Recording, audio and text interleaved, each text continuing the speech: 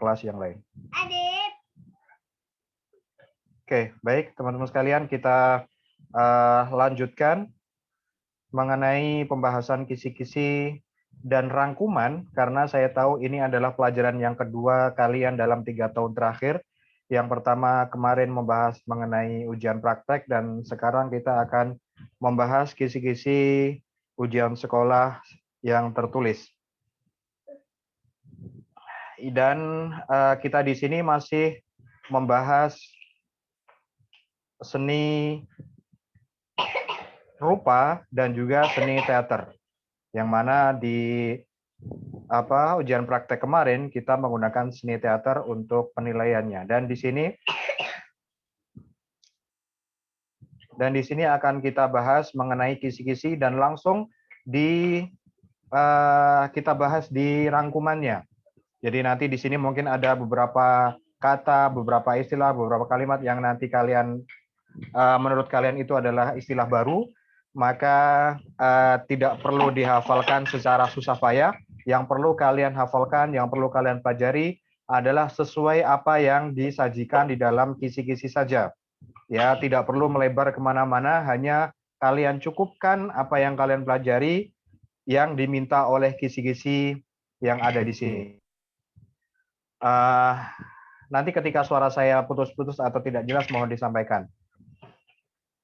Kisi-kisi soal USBN untuk level SMP, jenis sekolah SMP, mata pelajaran seni budaya, dan di sini ada 2 kisi-kisi, yang di atas adalah seni rupa, kemudian nanti yang di bawah adalah seni teater. Kurikulum 2013, alokasi waktu nanti bisa berubah sesuai dengan keputusan panitia.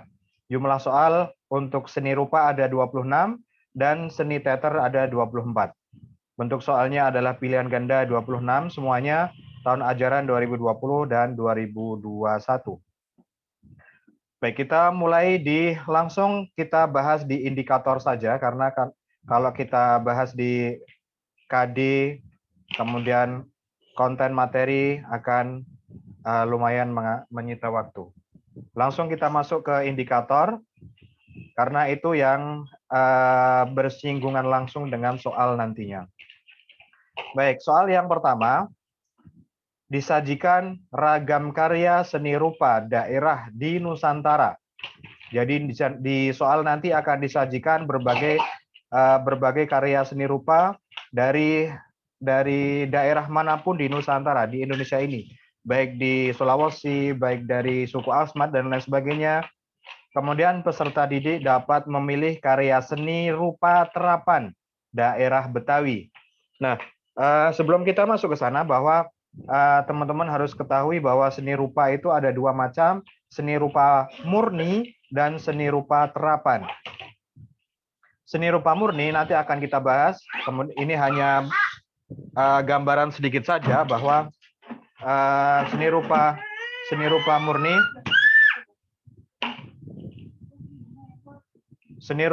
merupakan seni rupa yang lebih mengedepankan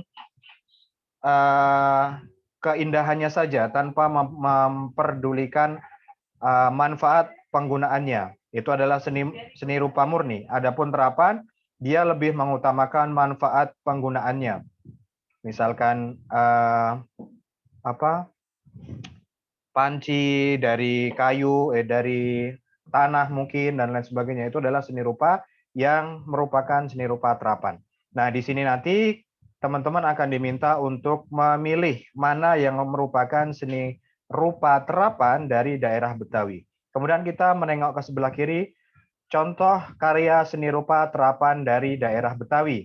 Yang pertama ada ondel-ondel yang biasa digunakan untuk pameran, kemudian topeng yang dari Betawi, wayang kulit khas Betawi, rebana biang yang khusus dari Betawi juga, kemudian bati dari Betawi. Nah, salah satu dari kelima ini nanti akan disebutkan di dalam soal, kemudian kalian memilih mana yang merupakan seni rupa terapan dari daerah Betawi. Oke, lanjut. Soal yang kedua. Peserta didik dapat menentukan contoh fungsi karya seni rupa murni. Yang tadi kita sudah sampaikan dan di sini akan kita bahas kembali. Jenis-jenis seni rupa. Ya, tadi sudah kita singgung sedikit. Seni rupa ada dua macam. Yang pertama ada seni rupa murni, yaitu suatu cabang seni yang menghasilkan karya dengan fungsinya sekedar untuk dinikmati keindahannya saja. Ini adalah seni rupa murni, yang mana dia hanya dinikmati keindahannya saja tanpa memperhatikan penggunaan manfaatnya. Nah, dalam proses pembuatannya, seni rupa murni tidak memperdulikan nilai-nilai praktisnya atau nilai manfaatnya, nilai gunanya. Dia tidak memperdulikan nilai praktisnya atau nilai gunanya. Ini adalah seni rupa murni dari karya yang dihasilkannya, melainkan lebih berfokus pada nilai estetisnya saja, yaitu apa yang dilihat, apa yang bisa dinikmati oleh mata. Dia lebih memperhatikan nilai estetisnya, yaitu nilai yang bisa dinikmati keindahannya oleh mata. Apa saja contohnya? Contohnya adalah lukisan, yang mungkin semuanya sudah mengetahui. Kemudian kaligrafi, yang biasa di masjid-masjid, itu adalah seni rupa murni. Dalam bentuk kaligrafi, kemudian seni grafis, seni fotografi, patung, relief, dan juga topeng. Nah, kemudian bagian yang kedua dari seni rupa, jenis yang kedua dari seni rupa adalah seni rupa terapan, yaitu karya seni rupa yang berwujud 2 atau 3 dimensi yang memiliki fungsi tertentu dalam kehidupan sehari-hari. Nih, perhatikan, memiliki fungsi tertentu, ya. Berbeda dengan seni rupa murni yang tadi kita sampaikan, hanya sebatas keindahan mata saja, keindahan yang bisa dinikmati oleh mata.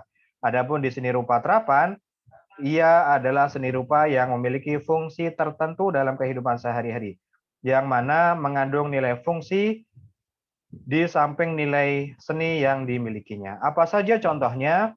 Rumah adat, senjata tradisional, transportasi tradisional, seni kriya, ya, baik itu pahat, tekstil, anyaman maupun seni keramik, ya. Nah, di sini nanti kembali ke kisi-kisi bahwa teman-teman akan diminta untuk menentukan apa sih contoh dari seni rupa murni. Nah, dari ke 7 contoh ini, salah satunya nanti akan keluar, kemudian kalian diminta untuk menentukan mana yang merupakan contoh dari seni rupa murni. Oke, jelas ya yang kedua ya. Kemudian yang ketiga adalah disajikan beberapa gambar bentuk kubistis, ya. Kalian tahu kubis adalah sesuatu yang kotak, ya. Bentuk kubus kalian tahu.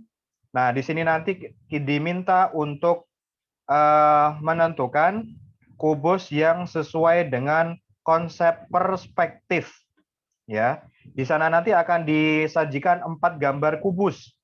Kemudian kita akan menentukan mana yang disebut sebagai kubus yang digambar dengan konsep perspektif. Apa itu perspektif? Kita cek di rangkumannya. Pengertian perspektif dalam seni rupa adalah suatu gambar hasil karya seni rupa 2 dimensi yang mengandung maksud sebagai upaya agar benda suatu objek yang digambar sesuai dengan hasil pandangan mata yang sebenarnya. Contohnya ada di sini, ya. Jadi semakin ke belakang semakin kecil, semakin ke belakang semakin kecil, dan biasanya ada garisnya sesuai dengan pandangan mata. Nah, yang biasa kalian gambar di jalanan, misalkan jalanan yang semakin lama, yang awalnya lebar, semakin lama semakin kecil ke belakang, atau pinggirnya pohon-pohonan, yang di sini besar, kemudian di sini semakin lama semakin kecil, itu adalah gambar yang digambar dengan konsep perspektif. Nah, di soal nanti akan disajikan 4 gambar kubus, dan akan diminta untuk memilih mana gambar kubus yang digambar dengan konsep perspektif. Oke, kita lanjutkan. Soal yang berikutnya, soal nomor 4. Disajikan gambar yang memperlihatkan komposisi beberapa objek objek benda silindris, ya. Kalian tahu gambar silinder, ya. Silinder kalian tahu bagaimana bentuknya. Kemudian peserta didik dapat menentukan gambar yang seimbang atau simetris. Ya, di sana nanti akan disajikan 4 gambar objek yang berbentuk silinder atau silindris, ya. Kemudian kalian diminta untuk menentukan mana gambar yang seimbang atau simetris. Apa itu simetris? Simetris adalah sebuah benda atau gambar yang memiliki sisi yang bisa menyatu dengan cocok jika dibelah dua, tidak lebih dan tidak kurang. Sisi objek bisa dari sebelah kiri dan kanan atau dari atas dan bawah sesuai dengan serta dari sisi diagonal dan juga miring. Di sini akan kita sajikan 4 gambar yang berbentuk silindris atau silinder. Kemudian kalian menentukan mana yang gambar silindris yang merupakan gambar yang seimbang. Nah, di sini nanti salah satu gambarnya adalah gambar mangkok, ya, yang merupakan gambar silinder yang mana kanan kirinya relatif sama. Ya, bentuknya relatif sama, dan nanti ada beberapa gambar yang kanan kirinya atau bawah atasnya tidak sama. Baik, soal berikutnya, soal nomor 5. Disajikan beragam jenis tekstil Nusantara. Peserta didik dapat memilih jenis tekstil yang berasal dari Sulawesi Utara. Ya, disebutkan beberapa jenis tekstil, hasil tekstil dari Nusantara, baik dari daerah manapun. Kemudian kalian nanti akan diminta untuk menyebutkan mana sih yang merupakan tekstil dari daerah Sulawesi Utara.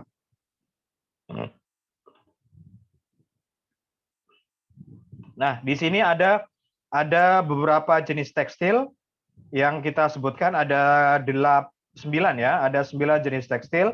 Tidak perlu kalian baca semua, tidak perlu kalian pelajari semua, akan tapi jika ingin mempelajari untuk menambah wawasan, silakan dipelajari. Akan tapi untuk kisi-kisi yang diminta hanya Sulawesi Utara. Jenis tekstil dari Nusantara. Yang pertama adalah kain ulos. Kain ulos merupakan kain tenun dari Batak, Sulawesi Utara. Nah, sudah langsung ketemu, dan hanya itu saja yang perlu kalian hafalkan. Adapun yang lain dari patola, prada, kain batik, tenun Dayak, Bugis, dan lain sebagainya untuk tambahan wawasan saja. Ya, hanya ini yang diminta oleh kisi-kisi, yaitu Sulawesi Utara, yaitu kain ulos. Di sana nanti akan kita sebutkan beberapa jenis tekstil, kemudian kalian akan diminta untuk menyebutkan mana jenis tekstil yang berasal dari Sulawesi Utara. Baik, kita lanjutkan. Soal nomor 6. Disajikan tabel bahan, tabel alat, dan tabel teknik. Ya, ada 3 tabel. Tabel bahan, alat, dan juga teknik pembuatan.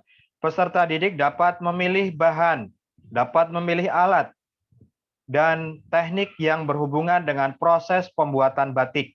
Ya, nanti ada 3 tabel bahan, alat, dan teknik.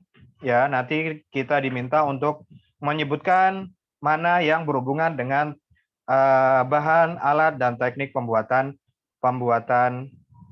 batik. Di sini sudah kita sampaikan juga proses pembuatan batik. Untuk alat-alatnya adalah canting atau cap. Mungkin jika ada yang belum ada gambaran, canting bisa dicari di Google ya. Canting untuk membatik dan juga cap untuk membatik, bagaimana bentuknya. Kemudian gawangan yang merupakan alat-alat membatik yang biasa izin ke toilet, Staf. Yang biasa digunakan untuk menaruh kain supaya lekas kering. Kemudian wajan yang biasa digunakan untuk menggoreng atau mencairkan malam dan lilinnya. Kemudian anglo atau kompor kecil. Itu adalah beberapa alat yang digunakan untuk membatik. Kemudian apa bahannya? Bahannya adalah bahan malam atau lilin, kemudian bahan pewarna yang digunakan untuk membatik. Kemudian beberapa teknik yang digunakan adalah teknik canting tulis, ikat celup, printing dan cap, kemudian teknik tutup celup. Nah, masing-masing dari semuanya ini nanti akan disebutkan dalam tabel secara acak, kemudian nanti kalian bisa menentukan mana yang alat yang benar, bahan yang benar, teknik yang benar yang berhubungan dengan proses pembuatan batik. Nanti akan dicampur bahan ditaruh di alat, alat ditaruh di bahan, kemudian teknik ditaruh di alat, teknik ditaruh di bahan dan lain sebagainya. Kalian bisa memilih mana yang bahan yang tepat, mana alat yang tepat, dan mana teknik yang tepat yang berhubungan dengan proses pembuatan batik. Nah, kemudian kisi-kisi yang ketujuh, mohon maaf ini agak cepat karena waktunya semakin sedikit. Soal yang ketujuh adalah disajikan beberapa pernyataan, ya, beberapa pernyataan. Peserta didik dapat mengklarifikasi urutan proses pembuatan batik yang benar, ya. Ada beberapa proses dalam pembuatan batik dan nanti akan disajikan beberapa pernyataan secara acak dan kalian akan diminta bagaimana cara atau urutan dalam proses pembuatan batik yang benar. Nah, di sini juga sudah kita cantumkan langkah-langkah untuk membuat batik. Yang pertama adalah menyiapkan alat dan bahan untuk membatik, ya, baik kain mori dan lain sebagainya. Kemudian menggambar desain atau kerangka di dalam kain mori atau di kain yang nanti akan dibatik. Kemudian yang berikutnya adalah memanaskan lilin dengan wajan yang ditaruh di atas kompor dan menyelupkan canting ke dalam wajan yang terisi oleh malam, kemudian nanti akan digoreskan, memulai menggoreskan canting ke atas kain, ya. Yang tadi kain di sini, kain mori yang tadi sudah disiapkan kerangkanya atau desainnya, kemudian diperjelas dengan malam atau dengan lilin. Nah, nanti akan di sini akan diacak, 1 sampai 5 akan diacak, kemudian kalian menentukan mana proses urutan yang benar dalam pembuatan batik. Kemudian soal berikutnya, soal nomor 8. Disajikan satu gambar ilustrasi. Peserta didik dapat menentukan jenis gambar ilustrasi menurut bentuk gambar yang ditampilkan. Ya, ada beberapa bentuk gambar ilustrasi. Nah, di sini ada kartun, gambar ilustrasi, ada kartun, ada karikatur, ada komik, ada ilustrasi karya sastra dan vignette. Ya, di sini ada 5. Nah, nanti akan disajikan satu gambar, kemudian kalian menentukan ini gambar merupakan gambar apa? Kartun kah, karikatur kah, komik kah, atau ilustrasi karya sastra atau vignette, ya. Salah satu dari kelima ini nanti akan keluar. Nah, di sini saya sajikan satu gambar yang mana gambar ini contoh dari komik. Apa itu komik? Rangkaian gambar yang saling melengkapi dan memiliki alur cerita. Itu adalah pengertian dari komik. Dan nanti akan keluar, kalian akan menentukan jenis gambar yang disajikan itu adalah jenis ilustrasi apa, ya, salah satu dari kelima ini.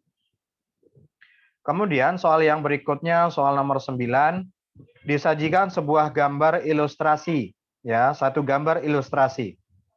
Dari kelima ini akan saya sebutkan, akan saya sajikan satu gambar ilustrasi. Peserta didik dapat menentukan pengertian dari gambar ilustrasi. Ilustrasi itu apa sih pengertiannya? Ada di sini. Pengertian dari gambar ilustrasi adalah karya seni rupa 2 dimensi yang bertujuan untuk memperjelas suatu pengertian. Ya, misalkan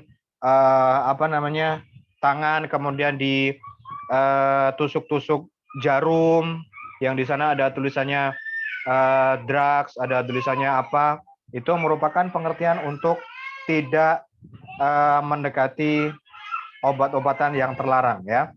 Itu adalah contoh gambar ilustrasi yang memperjelas suatu pengertian. Nah, nanti akan kita sebutkan satu gambar yang mana dari gambar tersebut kalian bisa mengetahui dan bisa menentukan Apa itu pengertian dari gambar ilustrasi? Kemudian soal nomor 10 adalah disajikan pernyataan tentang fungsi seni, ya, tentang fungsi seni. Peserta didik dapat menentukan fungsi seni grafis, ya. Apa itu seni grafis? Di sini pun sudah kita sajikan, ya. Fungsi seni grafis ada 3. Menambah nilai keindahan, menyampaikan pesan, ungkapan ekspresi seni. Apa itu seni grafis? Nanti akan ada penjelasannya lagi. Nah, yang jelas adalah fungsi dari seni grafis ada 3, ya, menambah nilai keindahan, menyampaikan pesan, dan juga ungkapan ekspresi seni. Ini hanya kita ambil poin utamanya saja, adapun pengertiannya bisa kalian baca sendiri untuk menambah wawasan. Kemudian soal berikutnya yang ke-11 adalah disajikan Disajikan 4 gambar karya seni rupa, ya. 4 gambar karya seni rupa. Peserta didik dapat memilih karya yang berfungsi sebagai seni pakai atau seni terapan.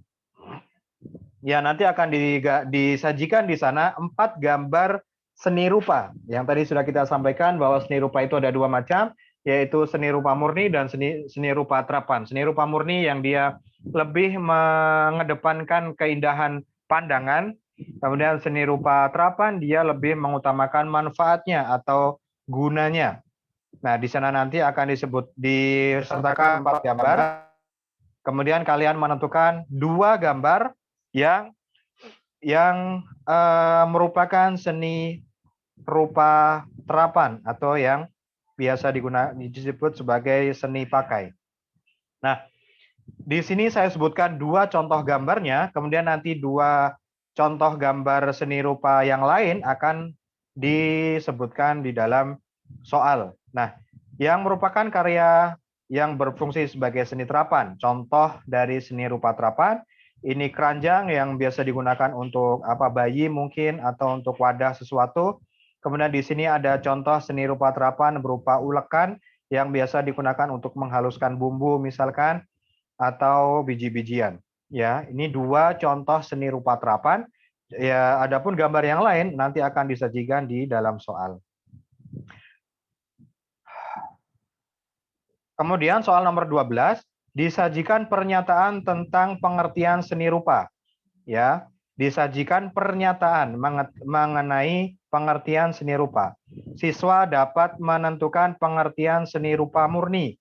Apa itu seni rupa murni? Tadi sudah kita singgung di atas ya, apa itu seni rupa murni. Dan di sini ada pembahasannya lagi, saya sebutkan lagi, saya taruh lagi di sini supaya kalian tidak ke atas ke bawah.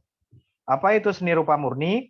Ialah cabang seni rupa yang menghasilkan karya yang lebih fokus pada keindahan atau estetisnya saja, ya, yang tidak memperdulikan nilai-nilai praktis dalam karya yang dibuat. Yang tadi sudah kita sampaikan, nilai praktis adalah nilai guna atau nilai manfaatnya. Nah, jadi nilai seni rupa murni dia lebih mengutamakan estetisnya saja, yang mana dia adalah nilai yang bisa dinikmati oleh keindahan mata. Dinikmati oleh mata, ya.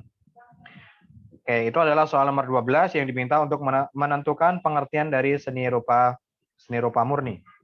Kemudian soal nomor 13, disajikan berbagai teknik membuat karya seni rupa. Ya, ada beberapa teknik dalam membuat karya seni rupa. Siswa dapat mengklarifikasi teknik yang bisa digunakan untuk membuat lukisan. Ini sangat mudah sekali. Teknik yang biasa digunakan untuk membuat lukisan sangat mudah sekali dan semuanya insya Allah sudah mengetahui. Tapi di sini kita perjelas lagi macam-macam teknik dalam membuat karya seni rupa. Yang pertama adalah teknik melukis. Ya, ini semuanya sudah mengetahui teknik lukis untuk membuat karya seni rupa terapan dengan menggunakan kuas. Ya, ini sudah mafhum. Dan teknik ini digunakan untuk membuat lukisan kaca, lukisan pada papan, atau lukisan pada kanvas. Ya, beberapa bentuk lukisan yang medianya berbeda.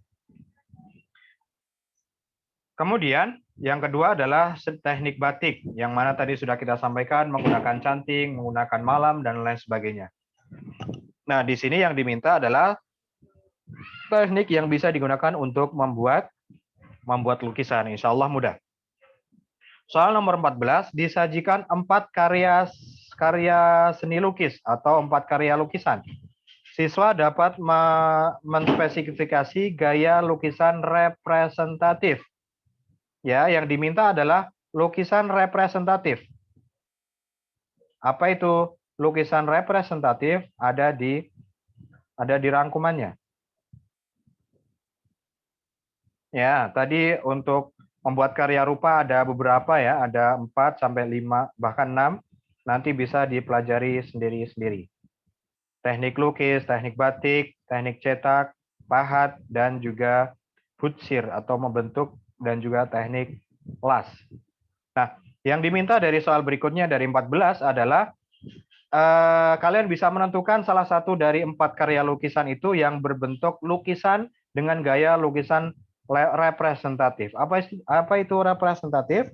Representatif dalam seni rupa adalah karya seni yang menggambarkan keadaan alam sekitar, dan kehidupan masyarakatnya. Ya, ini adalah pengertian dari gaya lukisan representatif. Seni rupa representatif merupakan suatu karya seni lukis yang menggunakan alam, perhatikan, menggunakan alam dan kehidupan masyarakat sekitar sebagai objek gambarnya. Itu adalah representatif. Ya, dia adalah gaya seni rupa yang menggunakan alam atau kehidupan masyarakat sebagai objek lukisan tersebut. Berbeda dengan non-representatif, dia adalah kebalikannya. Non-representatif atau nama lain adalah lukisan abstrak yang mengandung pengertian suatu bentuk yang sukar dikenali karena dia sangat abstrak dan tidak beraturan. Hanya orang-orang yang memiliki jiwa seni yang mengetahui tentang lukisan tersebut, arti dari lukisan tersebut. Karya seni rupa abstrak ini berupa susunan garis, bidang, warna yang terbebas dari bentuk alam. Jadi tidak ada bentuk alam sedikit pun. Semuanya berbentuk abstrak dan tidak jelas. Contohnya ada di sini. Ini adalah contoh dari lukisan gaya non representatif, ya, abstrak yang ada di sini. Kemudian contoh berikutnya, disajikan sebuah karya lukisan. Ya, satu karya lukisan. Siswa dapat menyebutkan nama pelukis, itu adalah lukisan milik siapa, dan mengidentifikasi aliran lukisannya adalah aliran apa. Dan di sini sudah kita sajikan pula, gambar ini yang tadi kita sampaikan ini adalah gambar representatif yang merupakan gambar dari pemandangan alam. Dia adalah seorang pelukis pertama Indonesia di abad 20-an, lahir tahun 78, dan awalnya sempat kuliah kedokteran di Jakarta, di Batavia. Hanya saja setelah ia melanjutkan kuliah ke Belanda, justru banting setir ke bidang lukisan atau melukis. Pecinta pemandangan ini memiliki aliran seni sendiri, yaitu Moi Indie. Ya, hanya saja dia, jika diperhatikan betul secara garis besar, mirip dengan gaya naturalism. Ya, naturalism adalah natural atau alam yang digunakan sebagai objek lukisannya. Ini adalah pelukisnya adalah Abdullah Suryo Subroto yang merupakan memiliki aliran lukisan Moi Indie. Ini yang perlu kalian pelajari ya. Tidak perlu jauh-jauh, dan yang lain bisa kalian baca untuk tambahan informasi. Kemudian soal berikutnya nomor 16 adalah disajikan beberapa bahan pewarna untuk melukis. Bahan pewarna untuk melukis. Peserta didik dapat menyebutkan bahan yang tepat untuk mewarnai lukisan pada bidang kanvas. Ya, apa bahan yang tepat untuk mewarnai lukisan dalam bidang kanvas. Di sini pun sudah kita sajikan semuanya. Cat air, apa saja manfaatnya? Kemudian apa pencairnya dan digunakan di bahan apa? Ya, cat air bahan dasarnya adalah air dan untuk pengencernya adalah air juga. Dan ini bisa digunakan di kertas dan dia lebih cocok di kertas. Akan tapi harus hati-hati karena kalau tidak maka kertasnya akan sobek. Bisa juga digunakan dalam kanvas, akan tapi dia lebih cocok digunakan di dalam media kertas. Kemudian cat minyak, bahan dasarnya adalah dia adalah cat minyak yang berbasis minyak, yang mana pengencernya ia adalah minyak juga, dan dia memiliki kelebihan ketika ditorehkan di atas kanvas, yaitu menghasilkan efek yang mengkilap, kemudian memiliki keunikan sendiri, dan dia lebih cocok, lebih pas jika dilukiskan di atas bidang kanvas, ya. Berbeda dengan cat air tadi, bisa, tapi kurang cocok jika ditaruh di dalam bidang kanvas.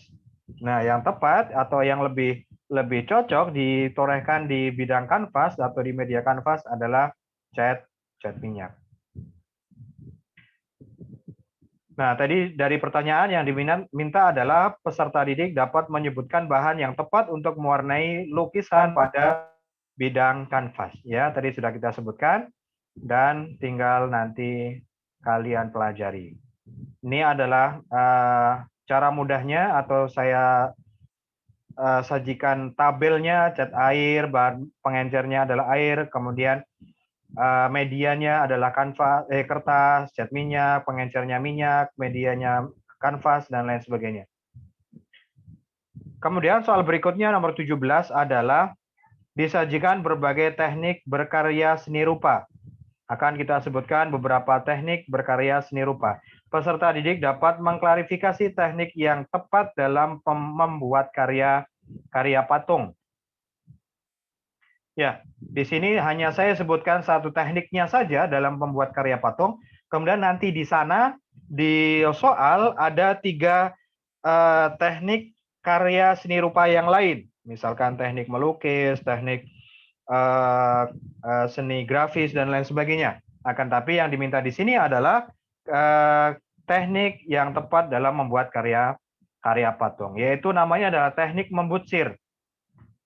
Membutsir apa itu? Teknik membuat patung dengan cara memijat, menambah, mengurangi bahan yang dibentuk dengan bahan alat butsir. Ada beberapa alatnya sendiri untuk membuat butsir. Ada bentuk-bentuknya sendiri supaya patung tersebut bisa sempurna. Dan ini biasa digunakan menggunakan tanah liat atau plastisin.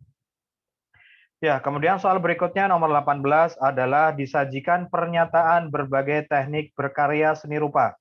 Peserta didik dapat menentukan teknik berkarya seni grafis. Ya, apa itu seni grafis? Nih, contohnya ada 2, yaitu cetak tinggi dan cetak saring. Nanti kalian bisa Google seperti apa sih contoh hasil dari teknik seni grafis dari cetak tinggi. Peserta yang diminta adalah mengklarifikasi teknik yang dapat digunakan dalam membuat peserta didik dapat menentukan teknik berkarya seni grafis. Ya, di sini saya sebutkan teknik seni grafis ada 2, teknik cetak tinggi dan teknik cetak saring. Ya. Kemudian soal berikutnya disajikan beberapa pernyataan. Disajikan beberapa pernyataan secara acak, ya. Peserta didik dapat menentukan pengertian apresiasi seni. Apa itu apresiasi seni?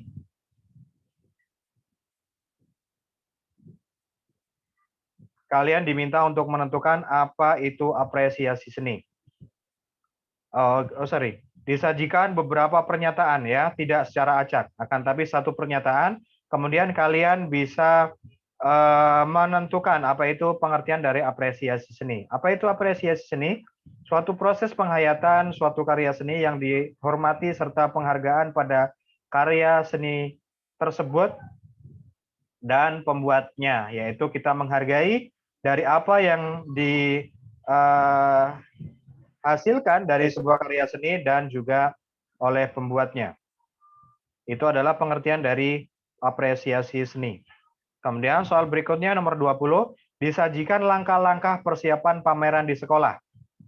Ya, akan kita sajikan secara acak langkah-langkah pameran di sekolah. Jadi misalkan masing-masing sudah memiliki karya seni lukisan, misalkan, kemudian akan kita pajang di sekolah sebagai persiapan pameran sekolah. Nah, di sana nanti akan kita sebutkan langkah-langkah untuk persiapan pameran sekolah dan kalian bisa menyebutkan beberapa langkah secara urut dan secara sempurna. Peserta didik dapat mengurutkan prosedur penyelenggaraan pameran di sekolah. Di sini sudah kita sebutkan 7 dan nanti kita akan sebutkan secara acak di sana. Kemudian kalian menentukan urutan yang benar dari menentukan tema, panitia, jadwalnya, kemudian tempat penyelenggaranya di mana, kemudian karya seni semuanya dikumpulkan, menyeleksi karya seni yang layak dan bagus untuk dipamerkan, kemudian membuat poster pameran supaya untuk digunakan untuk publikasi. Ya, sorry. Kemudian soal berikutnya nomor 21, peserta didik mampu menyebutkan daerah asal alat kesenian Tanjidor. Dia berasal dari mana? Tanjidor. Nah, yang pertama tadi sudah kita sebutkan bahwa beberapa seni rupa dari Betawi adalah Tanjidor, Gambang Kromong, wayang Betawi, dan juga ondel-ondel. Ya, ini masuk ke atas. Ya, jadi Tanjidor merupakan alat kesenian yang berasal dari Betawi. Kemudian soal berikutnya 22. Disediakan sebuah foto alat kesenian musik daerah Betawi. Ya, alat musik dari daerah Betawi. Peserta didik mampu menyebutkan nama alat kesenian musik tersebut. Nah, nanti akan kita sebutkan sebuah gambar alat musik, kemudian kalian menyebutkan ini namanya adalah. Nah, di sini sudah kita sebutkan gambarnya dan alatnya apa? Gambarnya adalah ini. Apa ini namanya? Namanya adalah Gambang Kromong, yang merupakan alat kesenian musik dari daerah Betawi. Nomor 22. Kemudian sekarang nomor 23. Peserta didik mampu menyebutkan jenis yang tidak termasuk gambar ilustrasi. Ya, ada beberapa jenis dari gambar ilustrasi. Kemudian nanti kalian akan diminta yang bukan merupakan gambar ilustrasi adalah. Nah, apa saja itu gambar ilustrasi? Yang tadi di atas sudah kita sebutkan. Kartun, karikatur, komik, ilustrasi karya seni, dan vignette. Kemudian soal berikutnya, di nomor 23 nanti akan disebutkan 3 dari kelima ini dan salah satunya bukan merupakan gambar ilustrasi. Yang diminta adalah yang bukan merupakan gambar ilustrasi. Nah, kemudian soal berikutnya nomor 24 disediakan 4 pernyataan. 4 pernyataan. Peserta didik mampu menjelaskan pengertian kartun. Kartun itu apa sih? Nah, apa itu pengertian kartun? Nah, silakan dibuka ke atas dan diperhatikan, dipelajari apa pengertian dari kartun. Nomor 25 akan disajikan 5 pernyataan ciri-ciri aliran lukisan. Ya, 5 ciri-ciri aliran lukisan. Peserta didik mampu menyebutkan 2 ciri-ciri lukisan yang beraliran naturalisme. Ya, tadi sudah kita singgung bahwa ciri-ciri lukisan naturalisme adalah penggambarannya sesuai dengan keadaan alam atau alami. Ya, dia sesuai dengan keadaan alam sekitar.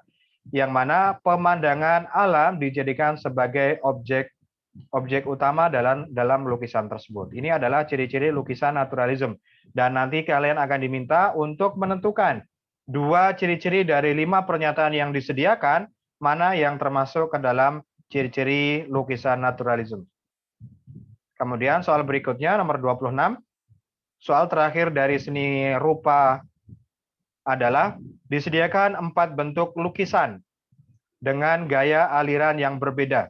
disediakan 4 bentuk lukisan dengan gaya aliran yang berbeda. Jadi di sana nanti ada 4 lukisan dengan aliran gaya yang berbeda. Kemudian kalian bisa menentukan mana gambar yang sesuai dengan lukisan yang beraliran naturalism. Di sini tidak ada di rangkuman, akan tapi kalian bisa menentukan mana gambar lukisan yang beraliran atau bercorak naturalisme.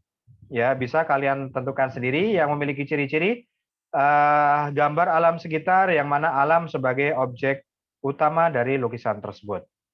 Nah, di soal berikutnya nomor 27 ke atas merupakan seni rupa teater, ya, yang mana kemarin kita gunakan untuk praktek.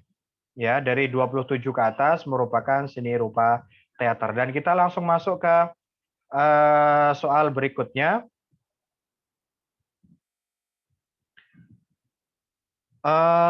Untuk pelajaran berikutnya itu adalah IPA siapa? IPA fisika atau biologi? Teman-teman mohon bantuannya. Saya ingin menambah waktu supaya tuntas dalam pertemuan kali ini. Habis ini apa? Biologi. Oke, sekejap saya minta izin ke Ustadzah biologi untuk mengundur waktunya.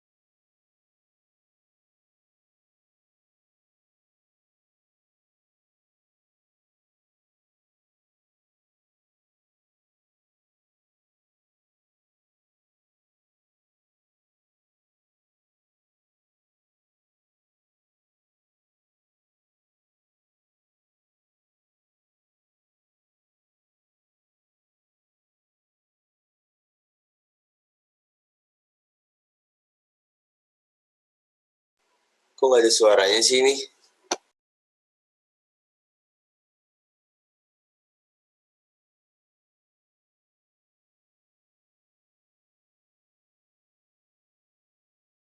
Saatnya lagi minta izin sama Ustazah.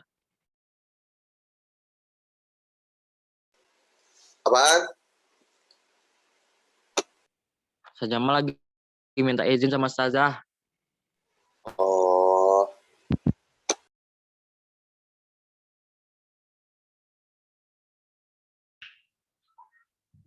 Oke, teman-teman, kita lanjutkan. Dan tadi saya minta waktu dari Ustazah Farida untuk melanjutkan materi kita supaya selesai dalam satu pertemuan ini.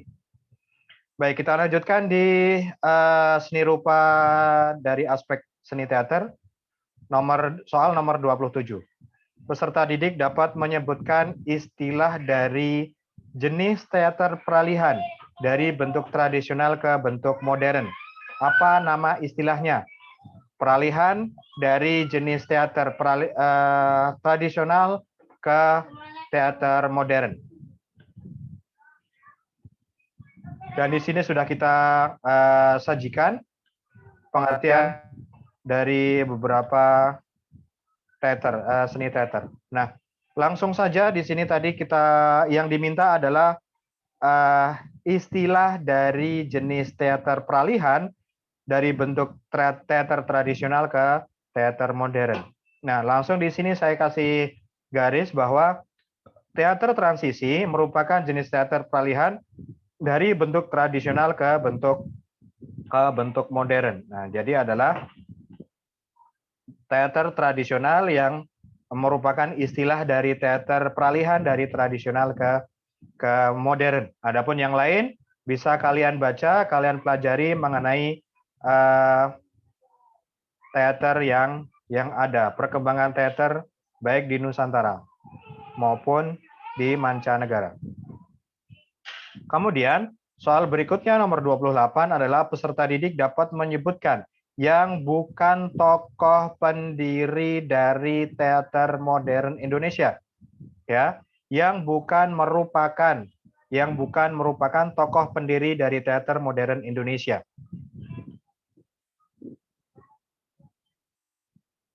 Nah, di sini ada kelompok teater modern Nusantara. Siapa saja para pendirinya? Yang pertama namanya adalah Bengkel Teater Rendra. Mungkin beberapa ada yang sudah kenal dengan W.S. Rendra, ya. Nah, nama teater beliau adalah Bengkel Teater Rendra. Dan dia merupakan pendiri dari Bengkel Teater ini. Nah, kemudian teater yang berikutnya adalah teater populer. Siapa pendirinya? Pendirinya adalah Teguh Karya. Kemudian teater kecil, siapa pendirinya? Pendirinya adalah Arifin C. Nur Arifin. Ya, dia adalah pendiri dari teater kecil. Kemudian jenis teater berikutnya atau kelompok teater berikutnya adalah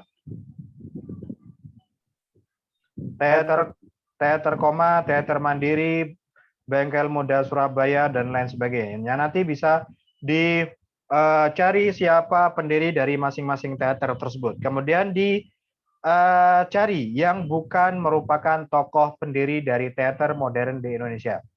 Kalau W.S. Rendra merupakan pendiri, Teguh Karya pendiri, Arifin pendiri, Nano, Rian Tiarno merupakan pendiri teater koma dan lain sebagainya, ya. Yang bukan merupakan pendiri, siapa nanti? Di sana ada salah satu yang bukan pendiri. Dan itu adalah yang diminta. Kemudian berikutnya nomor 29 adalah disajikan sinopsis dari sebuah pertunjukan teater modern Indonesia. Ya. Teater modern Indonesia. Sinopsisnya saja yang kita sajikan. Kemudian peserta didik dapat menentukan pesan moral dari pertunjukan teater yang kita sajikan. Apa sih pesan moralnya? Nanti bisa kalian tentukan sendiri dan di rangkuman tidak ada. Nah, kalian bisa kira-kira sendiri apa pesan moral yang ingin disampaikan oleh penulis yang berada pada sinopsis dari teater modern tersebut. Itu adalah nomor 29. Kemudian nomor 30, disajikan 4 pernyataan tentang langkah-langkah berlatih pernafasan diafragma secara acak. Ya, nanti 4 pernyataan ini, 5 pernyataan ini, 5 ya, bukan 4 ya di sini ya. 5 pernyataan ini akan kita sebutkan secara acak. Kemudian nanti kalian menyusun langkah-langkah pernafasan diafragma yang tepat, dari cara duduknya, meletakkan tangan di dada dan perut, kemudian tarik nafas beberapa detik. Nanti akan kalian susun secara sempurna.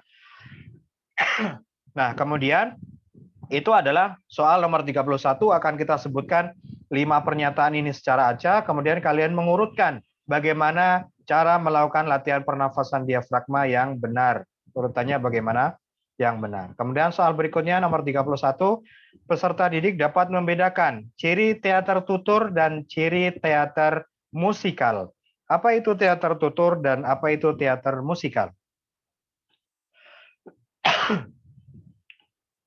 Teater tutur adalah teater yang dituturkan oleh seseorang, ya. Sesuai dengan namanya. Ya, dituturkan oleh seseorang seperti bercerita, dimainkan dan ditonton. Itu adalah teater, pengertian dari teater tutur. Adapun ciri-ciri teater musikal, teater yang menggabungkan lagu, dialog ucapan, acting dan tarian, ya. Kemudian ceritanya dikomunikasikan melalui kata-kata, dikomunikasikan melalui musik, gerakan, dan aspek teknis hiburan sebagai satu kesatuan yang utuh. Mencakup bentuk teater lain seperti opera. Nah, yang jelas yang di sini diminta adalah ciri-ciri dari teater tutur. Apa saja itu? Teater yang dituturkan oleh seorang, seperti bercerita, dimainkan, dan ditonton. Itu adalah teater tutur yang diminta. Kemudian soal berikutnya nomor 32, disajikan narasi. Disajikan narasi yang menggambarkan watak seorang tokoh utama dalam sebuah cerita. Ya, disebutkan narasi atau cerita pendek yang menggambarkan watak seorang tokoh utama dalam sebuah cerita. Nah, kalian peserta didik dapat menganalisa watak dari tokoh tersebut dengan tepat. Nah, perwatakan atau pertokohan di sini sudah kita sebutkan pula. Ada beberapa karakter perwatakan. Yang pertama adalah protagonis. Apa itu protagonis? Protagonis adalah tokoh yang memegang peranan utama dalam sebuah cerita, ya. Peranan utama dalam sebuah cerita yang umumnya tokoh protagonis merupakan tokoh yang baik hati dan tokoh yang menarik sebagai simpati pembaca, ya. Kemudian antagonis, kalian bisa baca adalah tokoh yang menjadi pesaing atau penentang atau musuh dari pemeran protagonis, umumnya adalah memiliki sifat jahat. Kemudian figura nanti bisa dipelajari sendiri. Nah, yang di sini yang diminta adalah nanti akan disebutkan sebuah narasi menggambarkan watak seorang tokoh utama dalam sebuah cerita. Nah, nanti kalian bisa menentukan watak dari tokoh tersebut adalah tokoh apa? Apakah protagonis, antagonis, ataukah figuran, atau bahkan tritagonis? Nanti bisa dipelajari sendiri-sendiri. Itu adalah soal nomor 32. Kemudian berikutnya 34, disajikan gambar pertunjukan salah satu teater di Asia. Salah satu gambar pertunjukan salah satu teater di Asia. Peserta didik dapat menyebutkan asal negara teater sesuai dengan gambar yang disajikan. Jadi di sana nanti akan kita sajikan satu gambar sebuah pertunjukan teater, kemudian kalian menentukan teater ini berasal dari negara mana.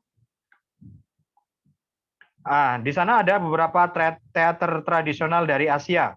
Yang pertama adalah teater tradisional dari Cina. Ia namanya adalah opera Peking. Apa saja pengertiannya dan ketentuannya bisa dibaca mengenai perkembangan dari teater dari Cina ini. Kemudian yang kedua adalah teater tradisional dari Jepang. Ia adalah kabuki dan ada juga di sana teater Noh, ya, ada dua macam teater tradisional dari Jepang. Kemudian teater tradisional dari India yang mana nanti bisa dipelajari oleh masing-masing. Kemudian berikutnya, nah di sini kita tampilkan satu gambar yang ia adalah unik. Nah, bagaimana cara uniknya? Cara mengetahuinya dari selendangnya. Ini sangat ketahuan sekali. Dari negara mana? Apakah dari India, dari Jepang, dari Cina, atau dari negara yang lain? Bisa nanti kalian tentukan gambar ini. Ya, di sana nanti akan kita sajikan satu gambar pertunjukan dari teater dari Asia. Kemudian nanti kalian akan menyebutkan gambar teater tersebut dari negara mana. Bisa kalian cari dari ciri-cirinya. Kemudian soal nomor 34, peserta didik dapat menyebutkan salah satu keunikan teater tradisional Asia. Apa itu keunikan dari teater tradisional Asia? Menggunakan musik dan tari-tarian daerah sehingga tari tradisional memiliki unsur tradisionalnya. Jadi unsur tradisionalnya sangat ketara, sangat kelihatan karena menggunakan alat musik, tari-tarian dari masing-masing daerah tersebut. Itu adalah merupakan keunikan dari teater tradisional Asia. Nah, kemudian soal berikutnya nomor 35. Peserta didik dapat membedakan tugas divisi publikasi dengan divisi dokumentasi. Nah, apa bedanya tugas keduanya? Dari publikasi dan divisi dokumentasi dalam pertunjukan teater di Asia. Nah, di sini sudah kita sajikan pula apa tugasnya divisi publikasi dan apa tugasnya divisi dokumentasi. Divisi publikasi menyediakan, mengedarkan surat izin pameran, mengedarkan surat undangan, dan lain sebagainya. Adapun dokumentasi, menyediakan alat untuk mendokumentasikan setiap peristiwa dan mengedit hasil liputan.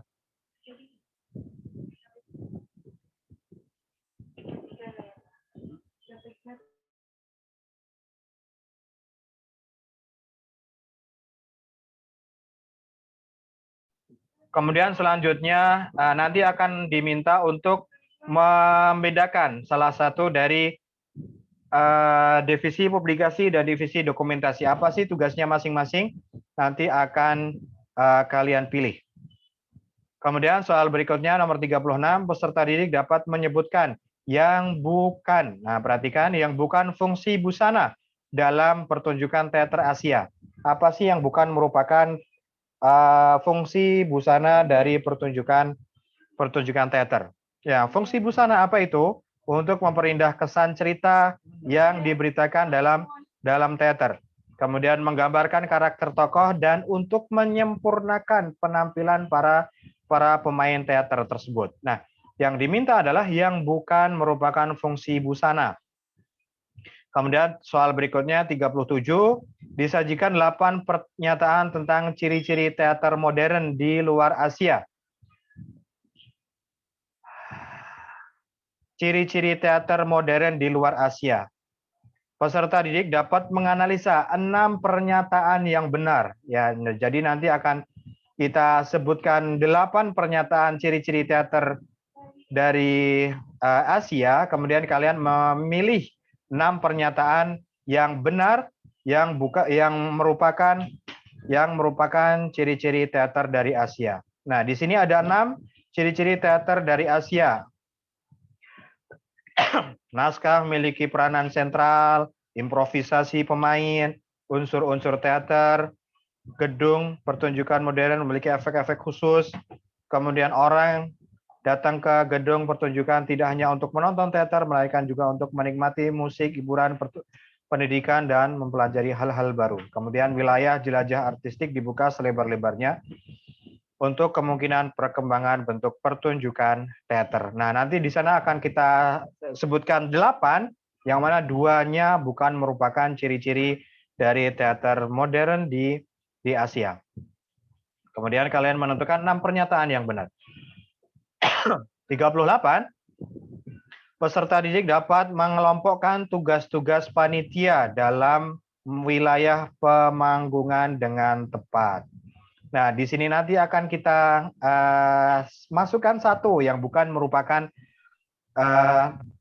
tugas dari masing-masing divisi. Apa tugasnya divisi pemimpin, apa tugasnya sekretaris, apa tugasnya bagian keuangan, apa tugasnya bagian pendanaan, divisi publikasi, apa tugasnya, kemudian divisi dokumentasi, perlengkapan, dan tiketing atau karcis. Nah, di sini nanti akan diminta tugas panitia dalam pemasangan, dalam pemanggungan yang tepat. Nah, jadi di sana nanti akan kita sebutkan divisi publikasi, tugasnya ini. Apakah benar semua? Benar.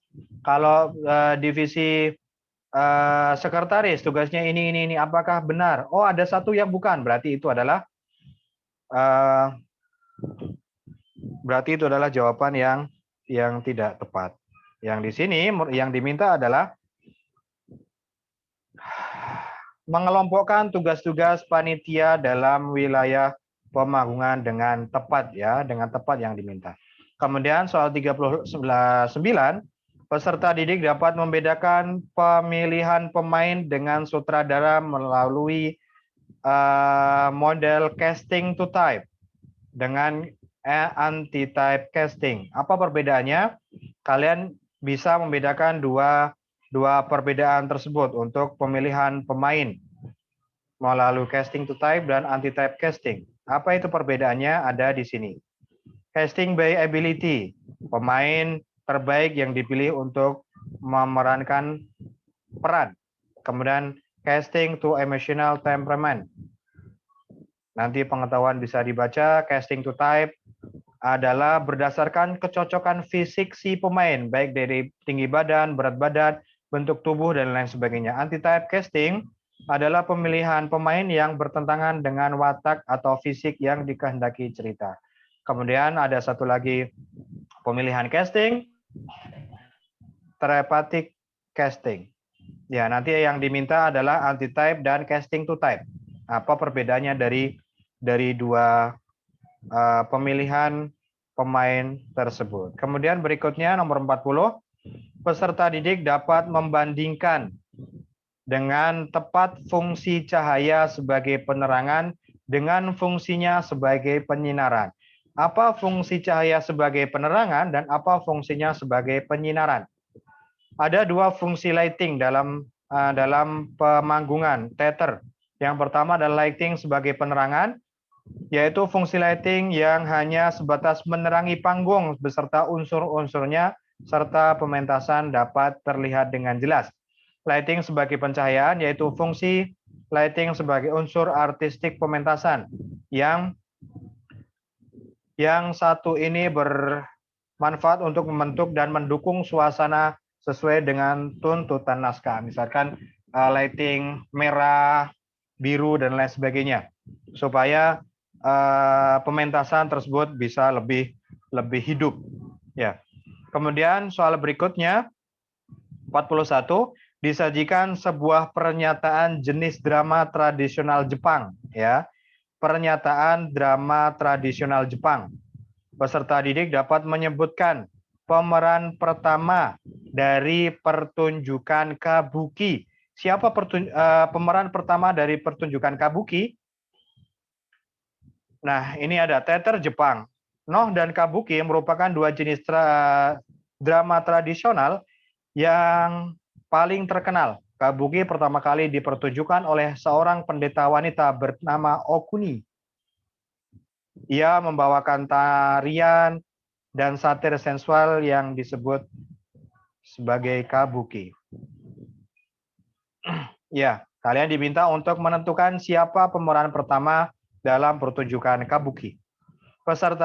Soal berikutnya 42, peserta didik mampu menyebutkan jenis drama klasik yang merupakan hiburan kaum bangsawan dari orang-orang kelas atas dari negeri Eropa. Ya, hiburan bangsawan dan orang kelas atas dari Eropa.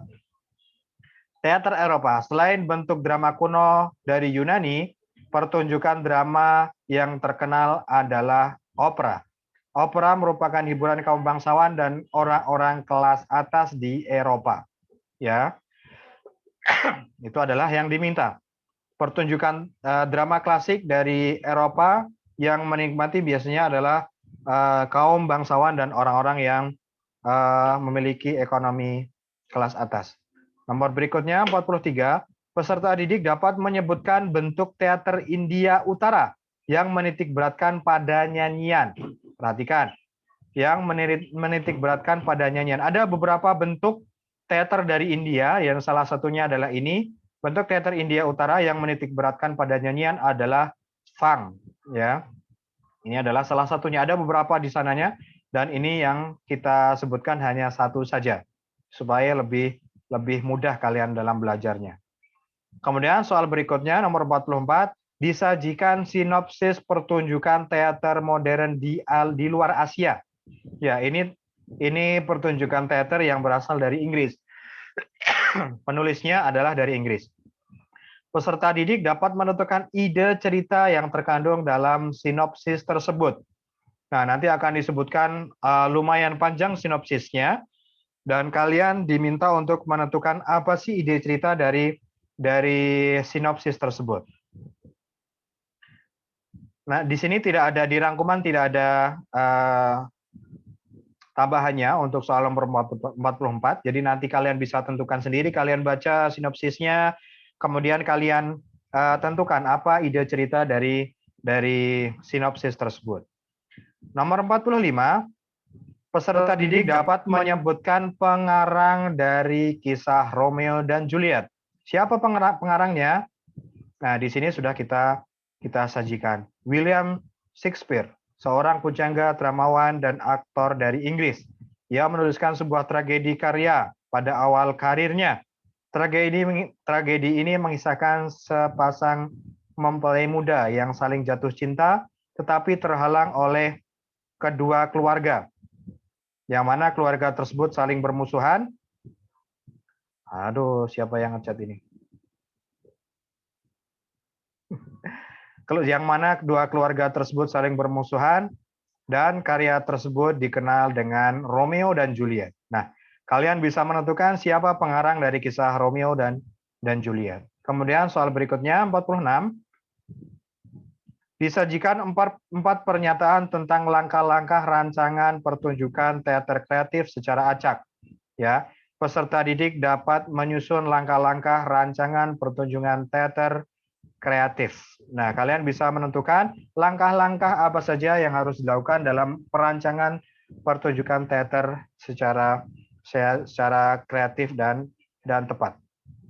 Nah, di sini sudah kita sebutkan rancangan pertunjukan teater kreatif, menentukan tema, tujuan pertunjukan, pembagian peran sesuai tema, merencanakan pelaksanaan kegiatan. Nanti akan kita sebutkan, kemudian kita acak dan akan kalian urutkan. Itu adalah soal nomor 46. Kemudian sekarang 47. Peserta didik dapat menentukan langkah pertama dalam merancang pertunjukan teater sekolah.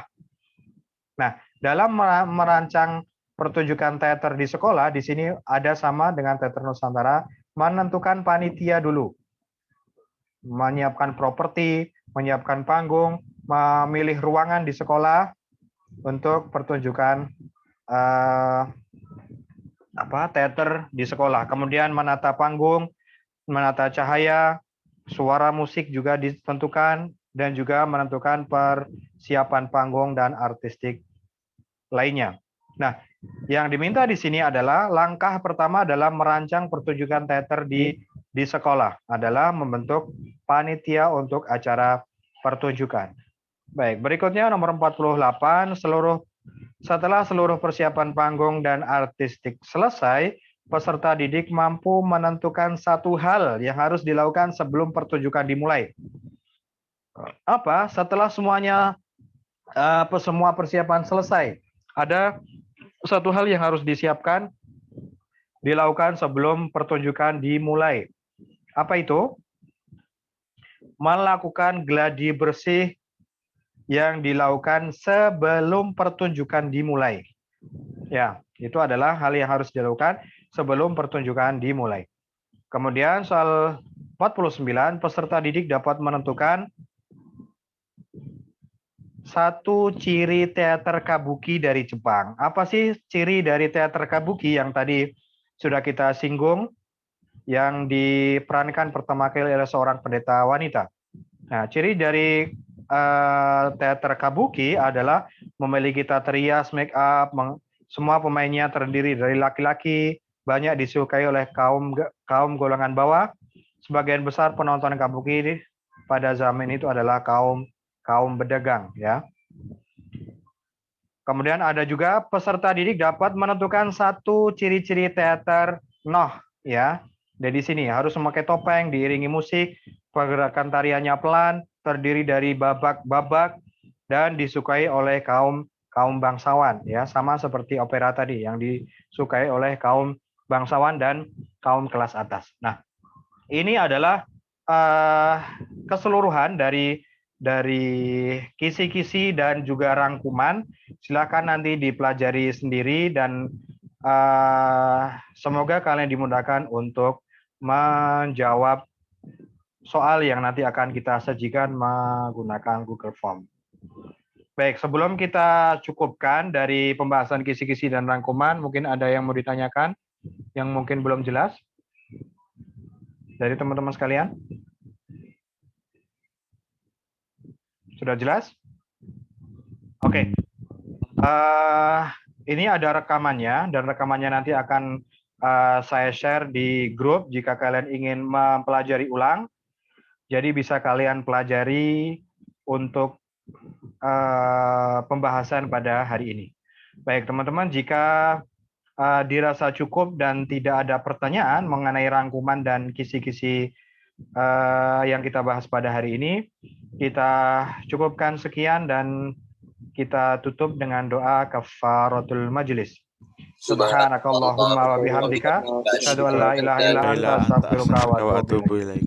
Silakan istirahat sekejap, kemudian masuk ke kelas biologi dengan Ustadzah Farida. Terima kasih. Assalamualaikum warahmatullahi wabarakatuh.